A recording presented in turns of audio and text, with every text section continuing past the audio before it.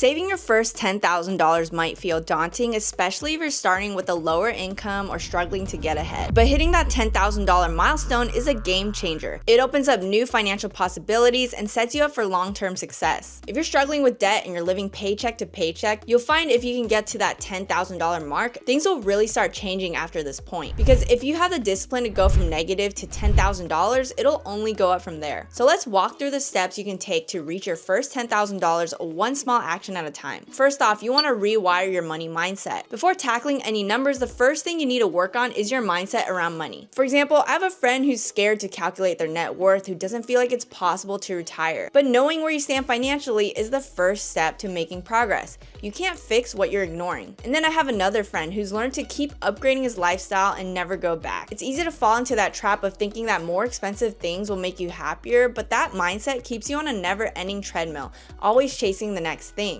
Instead, learn to prioritize long-term goals over short-term pleasures. Others think talking about money is a bad thing. Money is a tool, not a moral issue, and talking about it openly can help you learn, grow, and make smarter decisions. These are all things we have to unlearn and rewire in our heads. You should tell yourself, I can grow my money and I deserve financial success. By making these mental shifts, everything will start falling into place and you'll build a healthier relationship with money, which is key to reaching any financial goal. Number 2, you want to focus on small wins first. So saving $10,000 might seem like a lot, but breaking it down into smaller goals makes it much more manageable. You might want to set a goal to save $1,000 first, then aim for $2,500, $5,000, and finally $10,000. Let's say you want to save $10,000 within 2 years. That means saving about $417 a month. If 2 years feels too long, you could aim for 1 year and set your goal to $833 a month. By having smaller milestones, you stay motivated and avoid feeling overwhelmed. Number 3 is to build an emergency fund early. So this could be one of the goals I mentioned in number 2.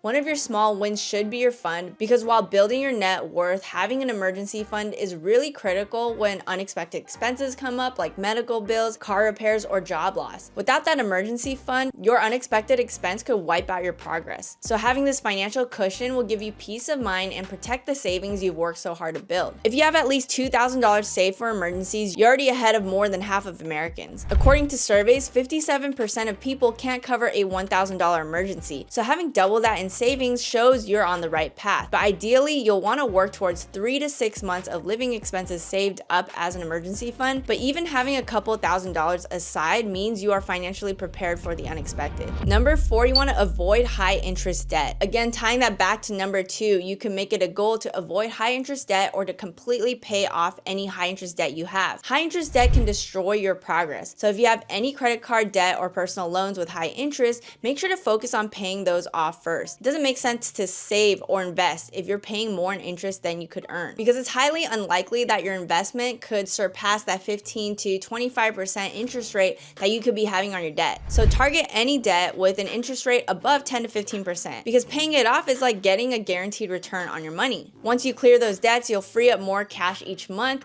which you can then put directly towards your $10,000 savings goal. You want to tackle that debt because you don't want to keep losing money to interest. Number 5, you want to track every dollar. So getting on top of your finances means getting organized. If you don't know where your money is going, it's most likely going to mean financial problems like missed bill payments and late fees. This might sound tedious, but you can use free apps like Empower, which I'll link below, to integrate with your account so you can get your net worth, cash flow, income, and expenses all automatically calculated. I find that when I know how much is coming in and out of my accounts, it's a lot easier to create that clear path for where I'm headed. A lot of people don't realize they're spending more than they make. So that first step of seeing clearly where you're at lets you know your starting point, so you know what actions to take to get to your goals. Getting organized also lets you pay yourself first. If you know how much you're spending, you can figure out how much you're able to put away. So set up automatic transfers from your main account to your high yield savings account. And you do this right after you get your paycheck every month so that you know you're hitting your savings goals, and then you make the rest of your expenses stretch for the rest of your month. This way you won't even see the money before it's saved,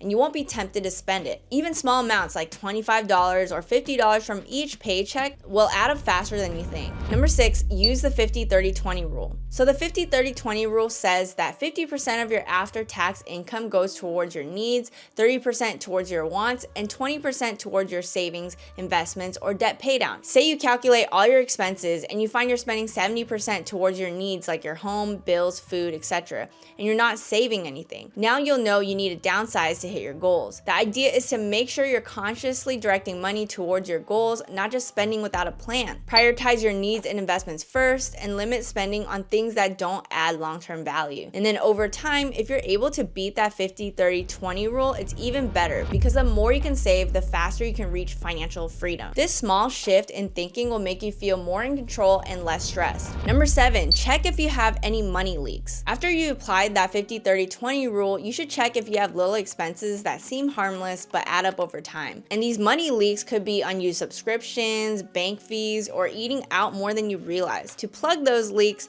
take time each month to go over your spending and cut out anything that's not adding value to your life. Even small changes like switching to a lower cost phone plan or reducing your electricity usage can free up extra cash to go straight into savings. Number 8, focus on increasing your income and not just cutting back. There's always a cap on how much you can cut back, but there's no limit on your income. If cutting expenses isn't enough or you're barely getting by, it's time to focus on increasing your income. This doesn't have to mean a massive raise or a new job. It could be something simple like picking up extra shifts, freelancing, or finding a side hustle. The idea is to use any extra income to accelerate your savings. So for example, if you can bring in an extra $200 a month from a side gig, you could reach your $10,000 goal months earlier. That could even be bartending on the weekends or something like that. Or if you want to stay at home, you could find online side hustles. I talk about them a lot, so go ahead and check out my side hustle videos on my channel. Side hustles like freelance work, gig economy jobs, or even selling unwanted items online can make a real difference. For me, it really helped me accelerate to that $1 million